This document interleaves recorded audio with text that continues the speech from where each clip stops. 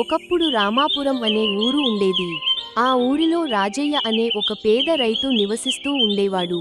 ఒకరోజు అతను పొలంలో పనిచేసి అలసిపోయి ఇంటికి వస్తాడు. రాజయ్య అన్నం తినేసి పడుకునేటప్పుడు ఓ దేవుడా, నాకొక చిన్న నిధిని ఇవ్వలేవా? అంటూ ప్రార్థన చేసి పడుకుంటాడు. అకస్మాత్తుగా అతని ముందు ఒక సంచి పడింది. మరుక్షణమే అతనికి ఇలా వినపడింది. ఈ సంచిలో నీకు ఒక బంగారు నాణెం దొరుకుతుంది. దాన్ని తీస్తే ఇంకొకటి దొరుకుతుంది. తడవకు ఒకటి చొప్పున దాని నుంచి నీకు ఎన్ని నాణేలైనా దొరుకుతాయి. నీకు చాలినన్ని తీసుకున్నాక ఆ సంచిని నదిలో పారేయాలి. అయితే ఒకటి గుర్తుంచుకో, సంచిని నదిలో పారేసేదాకా నువ్వు ఆ డబ్బును ఖర్చు చేయరాదు. అలా ఖర్చు చేశావు, నువ్వు తీసిన డబ్బు యావత్తూ మాయమైపోతుంది. ఇన్ని రోజులకు నన్ను కరుణించావా తండ్రి? అంటూ రైతు పరమానందం చెందుతాడు. వెంటనే సంచి తీసుకుని సంచిలోంచి ఒక నాణెం తీస్తాడు. మరోసారి సంచిలో చెయ్యి పెట్టి మరో నాణెం తీస్తాడు.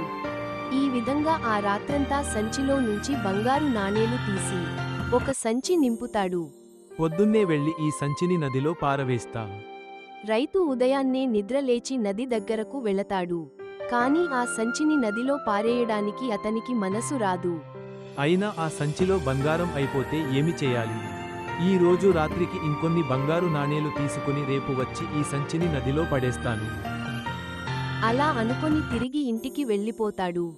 ఆ రోజు రాత్రి మళ్ళీ ఆ సంచిలో నుండి బంగారు నాణేలు తీసి ఇంకొక సంచి నింపుతాడు. ఉదయాన్నే లేచి నది దగ్గరకు వెళ్లి సంచి నదిలో పారవేయలేక ఇంకొన్ని బంగారు నాణేలు తీసుకుందాము అనుకుంటాడు.